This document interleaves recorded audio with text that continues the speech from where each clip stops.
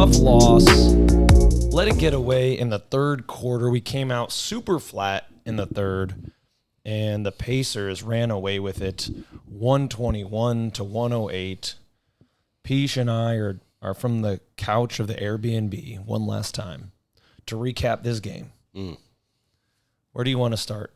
It started out great.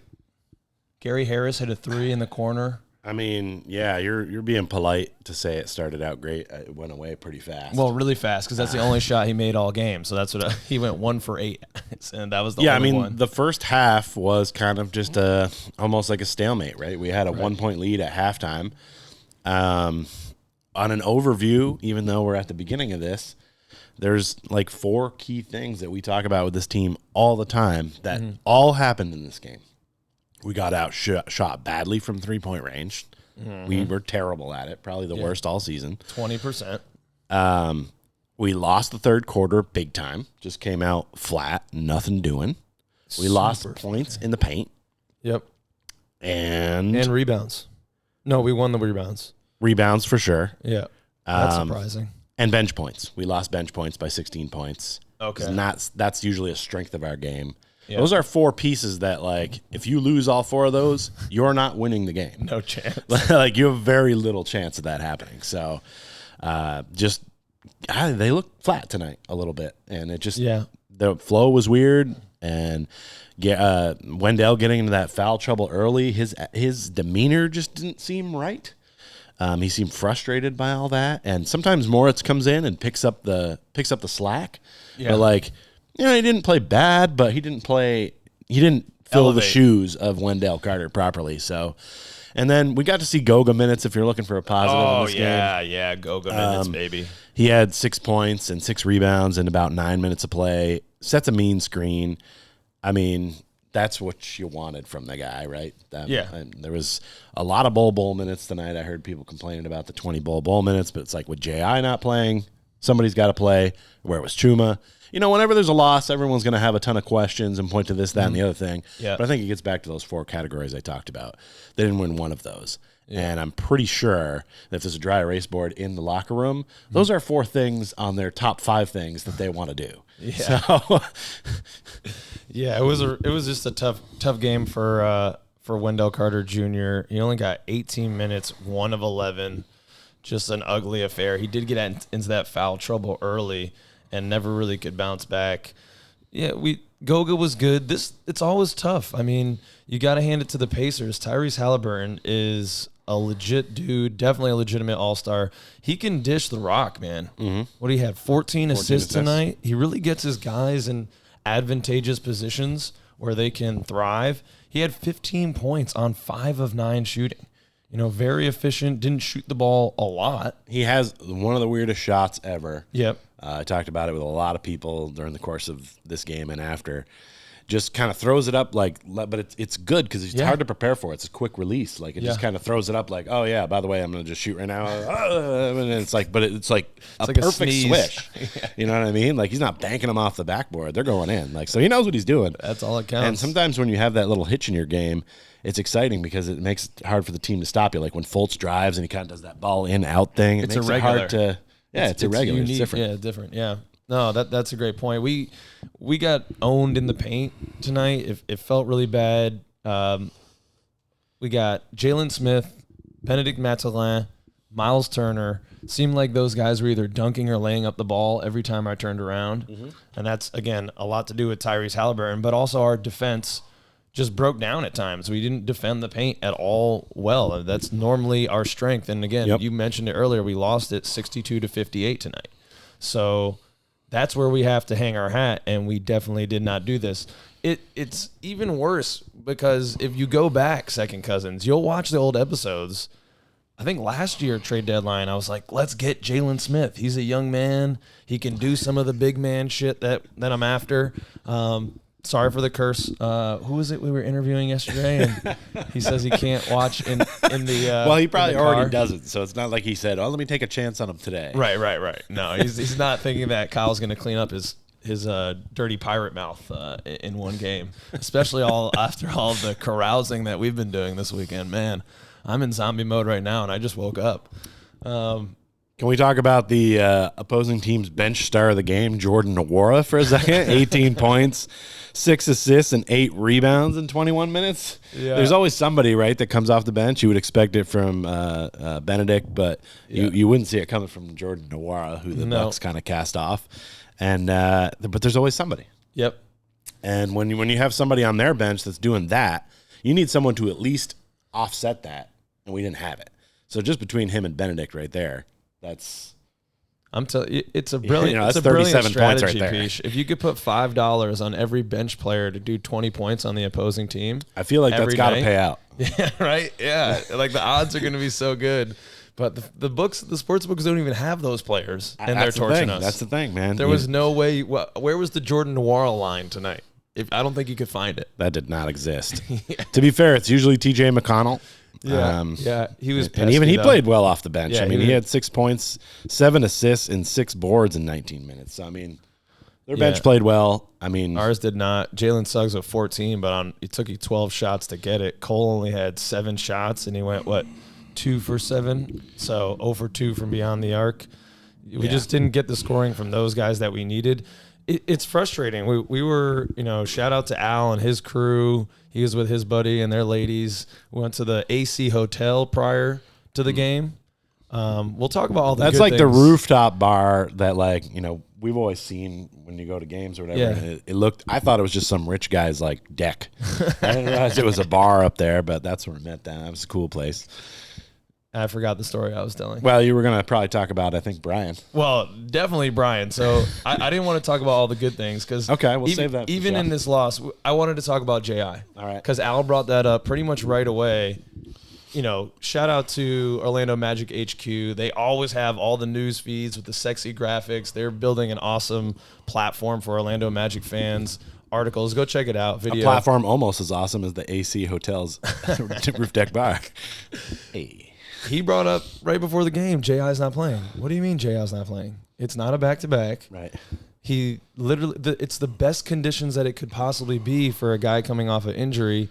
You're at home. You had a day of rest. Right. You didn't have to go anywhere. You slept in your own bed.